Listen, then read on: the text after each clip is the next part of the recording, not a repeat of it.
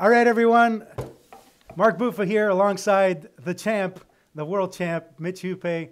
Mitch, awesome job in Hong Kong. Was so glad to wake up at 3 in the morning to watch that. It's pretty cool stuff. We had Dan McClellan a couple days ago doing his side of the story, and you've been traveling. You were in Calgary last week, so now we finally got you on air. So just to give everybody just a little bit of a cliff notes on who Mitch Hupe is. He's a WSU alumni, 2013 to 2017, five-time national team member, five-time youth national team member, has won multiple times on the youth stage, and now finally getting a couple of medals here on the world stage on the adult side. So Mitch, again, congratulations. Thank you. Awesome stuff. So we spoke with Dan a couple of days ago, like I said, and we talked a little bit about, the importance of team play and how, even I believe that this was probably the best team that Team Canada has ever sent to an international event.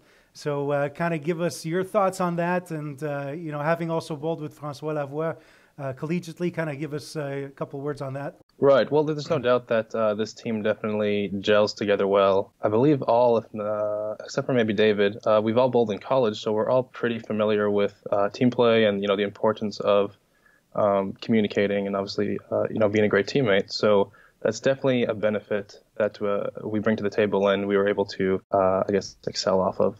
So the pattern was a 36-foot pattern. Give us an idea of what the thought process was in practice and how the shot evolved throughout the 2 weeks that you guys were there. Sure. Yeah. No, the pattern was no doubt tricky. You could tell it just from the very first practice session that it wasn't going to be a very high scoring pattern. So you had to kind of go into each event with that mindset that you weren't looking for 240 necessarily every game. So the balls were pretty stable balls. So you're looking for your symmetrical cores. I know I used a Scandal S, pretty stable core and cover. ASIM stuff was kind of risky. Not too many of us had success with the asymmetrical balls. And then besides that, it was just getting really your angles matched up. As the pattern kind of developed, you had to have steeper and steeper angles, which unfortunately kind of took me too long to figure out. Luckily I did in the end, but yeah, I was really just staying on top of that.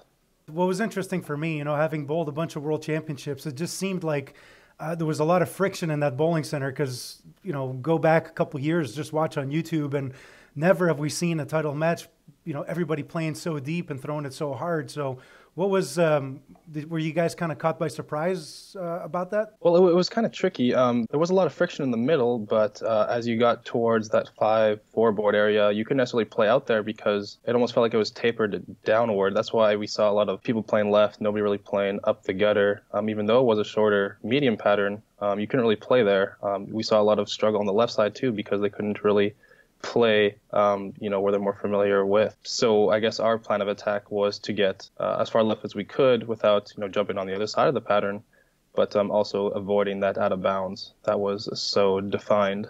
After the first block of team event, you guys were sitting in 14th spot. What triggered some of the change to finally make the top 4 on the second day? Like, what were some of the strategy changes that you yourself used, and maybe even on the team side, like what were some of the things that you guese did? Well, to be honest, we didn't bowl that bad the first day. Unfortunately, we caught some bad pairs with the second. I mean, we obviously started with 1100, so the pair that we were able to set up, we bowled really well on. But the next pair we went to was a pair where Korea was bowling, I believe, and they all threw urethane, so we had a lot of hang. And we weren't able to, adjust quick enough to that, so we shot a 900 score. And then the next pair we went to was Italy's pair, where they, only really play left of 25. So we went from, one end of the spectrum to the next, and it really confused us, and we kind of got, we just kind of lost our footing, and we shot another 900 score. But the benefit of the pattern being so difficult and the scores being so low is we knew that if we shot a couple of big scores, that we were right back in it. And we knew those scores were out there for us. It was just a matter of catching, some better pairs. I'm really proud, to be a part of that team. Of course, I'm sure we were all frustrated in the end, going down the way we did, especially being so close. But there's a lot to be proud of, regardless of the final outcome. Oh, for sure. Getting a team medal on the world stage is something everybody strives for. And obviously, losing to the Cinderella team with Team Italy, who just played smart. They closed their frames. They didn't get into too much trouble, and that's how they ended up, fortunately for them, unfortunately for us, beating out Canada and also the U.S. for the win. But yeah, the pattern was tricky, like you said. Even Dan was saying in his interviews that that TV pair had his number, just really couldn't get anything going, and but still, 6 medals on the world stage for Team Canada is just phenomenal. So leading into the Masters, you make the top 24, make it into the Masters. How many guys made the Masters? 4, I believe? Of our guys, yeah, 4 of us made it. And then we had David, who just missed out on it. I think he was about 20 or 30 pins out of it. Match play, what was your progression through match play? Like, who did you face off? You had a pretty tough road. Yeah, so I started off playing Jojo Yanafan, who, is nobody to sleep on for sure. He's no stranger to the international scene or the PBA scene. I think he's actually in the league. So I knew from the very first bowler that it was going to be a difficult road. Yeah. Just to give you an FYI, we both bowled the World Youth Championships in Guam in 2004, and he won silver in the Masters. So that kind of, right. He's got some experience, let's put it that way. Yeah, exactly.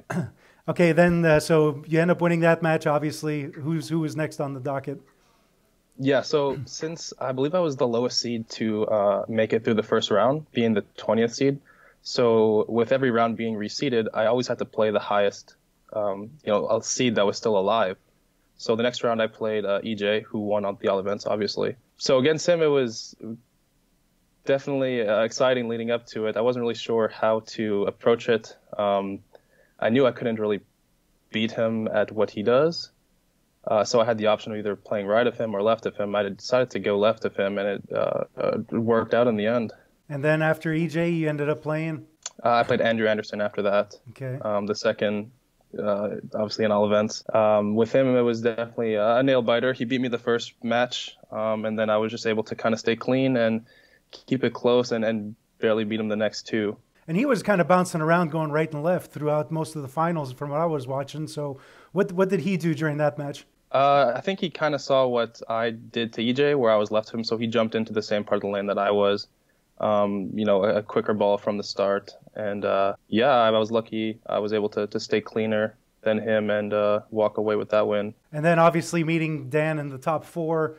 You said during an interview with World Bowling that it was an amicable match, but still wanted to walk out there with the win. So how was it with Dan after you beat him? Like I said with them, it was bowling a friend. I didn't want to change my game plan too much. I still went there with the winning attitude. I was, very pleased for the fact that I knew Canada was going to have somebody in the gold medal match due to the fact that we're bowling each other. So, no, I didn't really look at it that too different. I had a game plan and I stuck to it. And, in the last match, you just stuck to the plan, made some great shots. What were you throwing throughout most of the event? What were some of the staples? You had mentioned the Scandaless, and what were some of the other pieces you were using during the week? Right. Actually, so through the Masters, I stuck to a quicker ball. I switched to a Phenom Pearl. So again, a quicker cover, but still a stable game breaker core. Nothing that I was going to be surprised with the reaction. You had to open up your angles quite a bit near the end. So I got to a cover that would let me get through the fronts a little easier, and then that same stable core to keep it close to the pocket throughout the match. What were you trying to do with your hand? Were you trying to stay up the back of it? Were you trying to ram on it? Like, what was the idea? Yeah. No, it was definitely a more stable roll. I wanted to avoid, obviously, those 4 9s or 2 10s from being too around it. So I was definitely more up the back. I did 8-10, unfortunately, once from it being a little too stable, I guess. Well, hey, again, congrats to the team. You guys did an awesome job representing Canada. Very professional guys, and obviously winning 6 medals is a tremendous feat. So again, hats off to you guys. And I see a little poster there behind you. And you're back home now in Wichita, correct? Yes. Yeah, I just got home yesterday afternoon. Okay, so kind of tell us what happened when you came back, and what's been the celebration so far back home in Wichita? Yeah, no, to my surprise, when I walked off the airplane and, was walking towards the baggage, I had both my collegiate coaches, Coach Lewis and Vatican, waiting there with some balloons. And Coach Lewis actually was playing the Canadian national anthem off his phone. That's awesome. And then there was a teammate there as well as Holly Harris, who were there to greet me with some balloons and a poster, as you can see behind me. Oh, no, the other way. Yeah, that's awesome. Well, hey, So again, like it says it was there, pretty awesome. congrats, world champ. You know, as a fellow Canadian and past team member, it's just incredible to watch you guys grow. Over the last 5-6 years, the team's been absolutely smashing it internationally. So I guess any shout outs to anybody that's helped with that? I mean, of course, to Ty Rose. I mean, this team is definitely his dream, and you know, we owe a lot of our success to the dedication and hard work that he's put into it. I don't think any of us would agree that we'd be here without him. So these medals were very much for us as they were for him. So what's next on the schedule for you? Any PBA stuff, local stuff? What's going on? So the PBA schedule starts in I believe the middle of January. So I'll be doing the first stop at Arlington. But as far as before that, you know, there's a holiday doubles event in St. Louis, and then I'll be going to a camp put on by Ebonite. After that, I'll be home for the holidays, and then I'm going to Montreal for the next team's training camp. Okay, I thought you were just going to come here for poutine, but I guess not. So, I could take you out. I can make that happen. Oh, for sure. All right, so everyone, Mitch Hupe from Team Canada, our 2018 Masters gold medalist. That sounds pretty cool, right? And yeah, that's a pretty cool title. And also team bronze medalist at the 2018 World. So again, Mitch and Team Canada, congrats, guys. All the best in 2019. And any plugs you want to send out for your sponsors? Yeah, no, of course. Thanks to Ebonite and Columbia 300 for giving me that equipment. I don't think I would be able to do what I did without, you know, those balls in my bag. And then to Vice, of course, for you know, the grips and the thumbs. Besides that, no, that's really it. We had an amazing performance, and I don't want, you know, the gold medal to overshadow the rest of the stuff we did during the week. It's nothing to take lightly, and the future looks really bright for us. Again, Mitch, congrats. Best of luck in 2019, and I'll see you in a couple weeks. Thank you very much. Yeah. All right. So everyone, make sure if you like what we're doing, make sure you subscribe. Make sure you give this video a nice thumbs up, and we'll see you in the next one.